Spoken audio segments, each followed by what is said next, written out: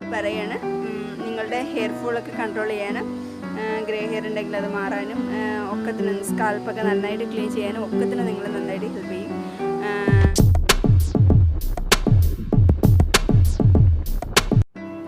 Hello hi, എല്ലാവർക്കും നമ്മളുടെ ചാനലിലേക്ക് വലിയൊരു സ്വാഗതം.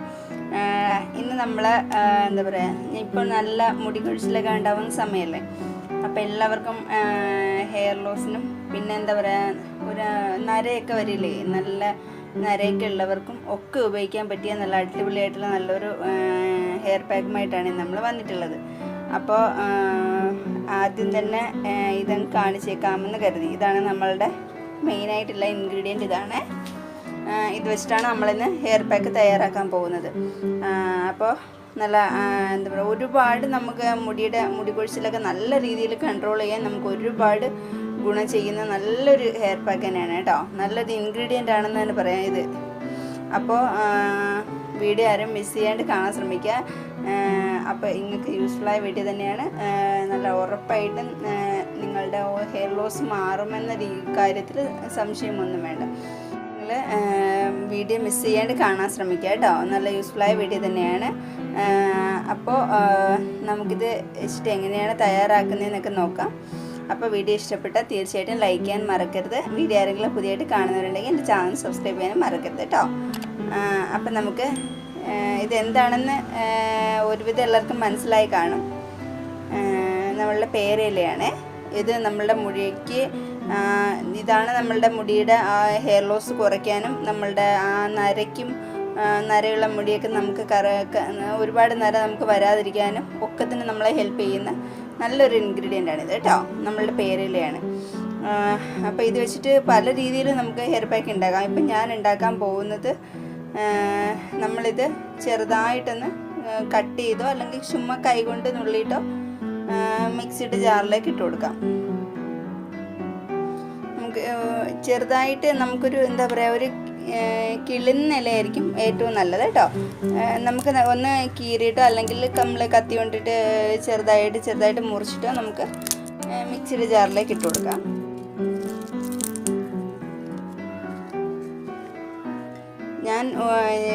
എനിക്ക് ഉപയോഗിച്ചിട്ട് നല്ല റിസൾട്ട് കിട്ടുന്ന ഹെയർ പാക്കൊക്കെയാണ് ഞാൻ നിങ്ങൾക്ക് വേണ്ടിയിട്ട് ഷെയർ ചെയ്യുന്നത് കേട്ടോ.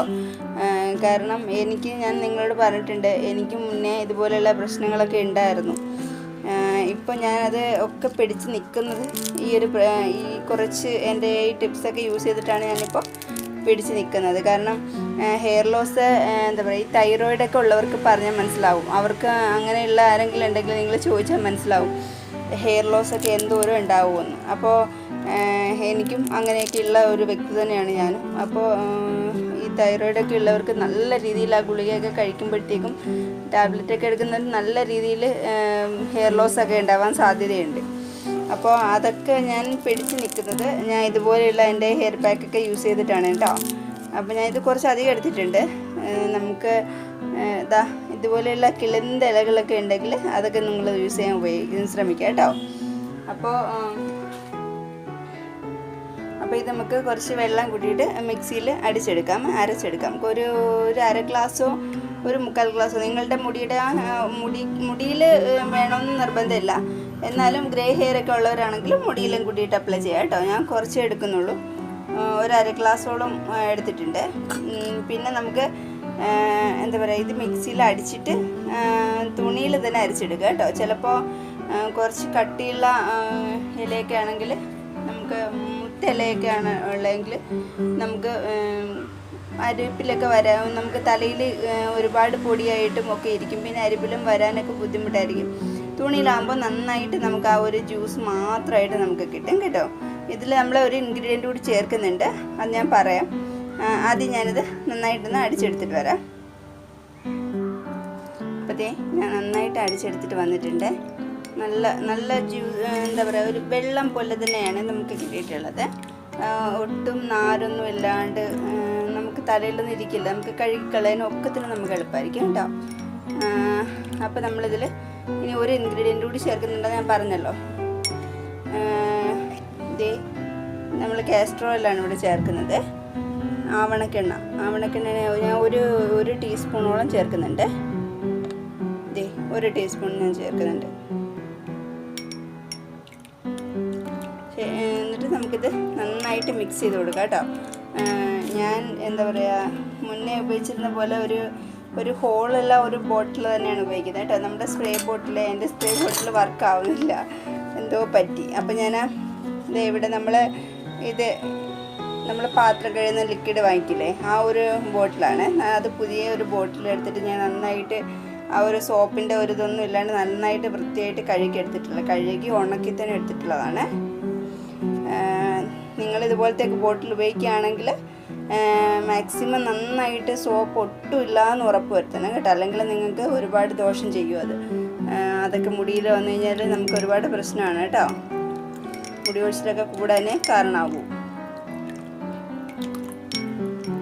അപ്പോൾ ഇത് നമുക്ക് നമ്മളുടെ മുടിയിൽ അപ്ലൈ ചെയ്യാം. അപ്പോൾ ഞാൻ നമ്മളുടെ സംഭവം എടുത്തിട്ട് വന്നിട്ടുണ്ട്. തലയിൽ ഒരുവിധം നന്നായിട്ട് തന്നെ ഒരുവിധം കുഴപ്പമില്ലാണ്ട്, എന്നാൽ ഒരുപാട് ഹെവി ആയിട്ട് വേണ്ട ആ ഒരു രീതിയിൽ ഓയിൽ വെക്കാൻ ശ്രമിക്കുക കേട്ടോ. കാരണം നമ്മളുടെ ഇത് പേരയിലല്ലേ, അപ്പോഴത്തേക്കും നമുക്കിത് പേരയിലല്ലേ, നമുക്കപ്പോൾ ഇത് എന്താ പറയുക, കുറച്ചും കൂടി ഡ്രൈ ആവാൻ സാധ്യതയുണ്ട്. ഓരോരുത്തർക്കും ഓരോ രീതിയിലാണ്. അപ്പോൾ ഡ്രൈ ഹെയർ ഉള്ളവരാണെങ്കിലും ഓയിലി ഹെയർ ആണെങ്കിൽ കുറച്ചായിട്ട് വെക്കാൻ ശ്രമിക്കുക. ഡ്രൈ ഹെയർ ഉള്ളവരാണെങ്കിൽ കുറച്ച് നന്നായിട്ട് തന്നെ ഓയിൽ ചെയ്തിട്ട് നമ്മളുടെ ഹെയർ പാക്ക് ഉപയോഗിക്കാൻ ശ്രമിക്കുക കേട്ടോ.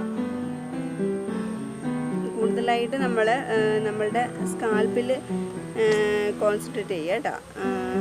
അങ്ങനെയാണ് നമ്മൾ ഈ ഒരു ഹെയർ പാക്കിൽ ചെയ്യേണ്ടത്. ഞാൻ പറഞ്ഞിട്ടുണ്ട്, നമ്മൾ ഏത് ഹെയർ പാക്ക് ഉപയോഗിക്കുമ്പോഴും നമ്മളുടെ മുടിയിലും നമ്മളുടെ സ്കാൽപ്പിലും കൂടിയിട്ട് നന്നായിട്ട് രണ്ടിടങ്ങളിലും വരുന്ന രീതിയിൽ ചെയ്യണമെന്ന് ഞാൻ പറഞ്ഞിട്ടുണ്ടായിരുന്നു. അപ്പോൾ ഇത് നമുക്ക് അങ്ങനെ വേണമെന്നില്ല. നമ്മളുടെ എന്താ പറയുക, സ്കാൽപ്പിൽ മാത്രം മതി. നമ്മൾ ഹെയർ ഫോളിന് വേണ്ടിയിട്ടാണ് മെയിനായിട്ട് ഇത് ചെയ്യുന്നത് നമ്മളുടെ. അപ്പോൾ മെയിനായിട്ട് നിങ്ങളിത് സ്കാൽപ്പിൽ കോൺസെൻട്രേറ്റ് ചെയ്യാൻ ശ്രമിക്കുക കേട്ടോ. പിന്നെ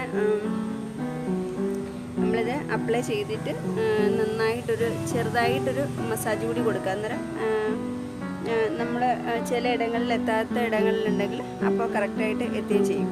പിന്നെ അപ്പോഴത്തേക്കും ഞാൻ നന്നായിട്ട് എൻ്റെ സ്കാൽപ്പിലെല്ലാം എത്തിച്ച് നല്ല രീതിയിൽ സ്കാൽപ്പിലെല്ലായിടത്തും അപ്ലൈ ചെയ്തിട്ട് നന്നായിട്ട് കുഞ്ഞൊരു മസാജ്, ചുമ്മാ കൈയൊന്ന് ഓടിച്ചാൽ മാത്രം മതി. അങ്ങനെയൊന്ന് ചെയ്തിട്ട് നമ്മൾ കെട്ടി വെച്ചിട്ടുണ്ട്. പിന്നെ ഗ്രേ ഹെയറൊക്കെ അധികം ഉള്ളവരാണെങ്കിൽ നിങ്ങൾക്ക് മുടിയിലും കൂട്ടിയിട്ട് നന്നായിട്ട് അപ്ലൈ ചെയ്യാം. മുടിയുടെ ഫുൾ മുടിയിലും സ്കാൽപ്പിൽ അപ്ലൈ ചെയ്യാം. പക്ഷേ നമ്മൾ നന്നായിട്ട് ഓയിൽ ചെയ്തിരിക്കണം കേട്ടോ. അത് മാത്രം നിങ്ങൾ മറക്കരുത്. നിങ്ങളുടെ ഹെയർ ഫോൾ കൺട്രോൾ, ഞാൻ നേരത്തെ പറഞ്ഞതാണ്, ഒന്നുകൂടി പറയുകയാണ്. നിങ്ങളുടെ ഹെയർ ഫോളൊക്കെ കൺട്രോൾ ചെയ്യാനും ഗ്രേ ഹെയർ ഉണ്ടെങ്കിൽ അത് മാറാനും ഒക്കത്തിന്, സ്കാൽപ്പൊക്കെ നന്നായിട്ട് ക്ലീൻ ചെയ്യാനും ഒക്കത്തിന് നിങ്ങൾ നന്നായിട്ട് ഹെൽപ്പ് ചെയ്യും. പിന്നെ വേണമെന്നുണ്ടെങ്കിൽ നിങ്ങൾക്ക് ഞാൻ ഉപയോഗിച്ചത് കാസ്റ്റർ ഓയിലല്ലേ, അപ്പോൾ നിങ്ങൾക്ക് വേണമെങ്കിൽ ആൽമണ്ട് ഓയിലും ട്രൈ ചെയ്യാവുന്നതാണ് കേട്ടോ. ആൽമണ്ട് ഓയിലോ ബദാം ഓയിലോ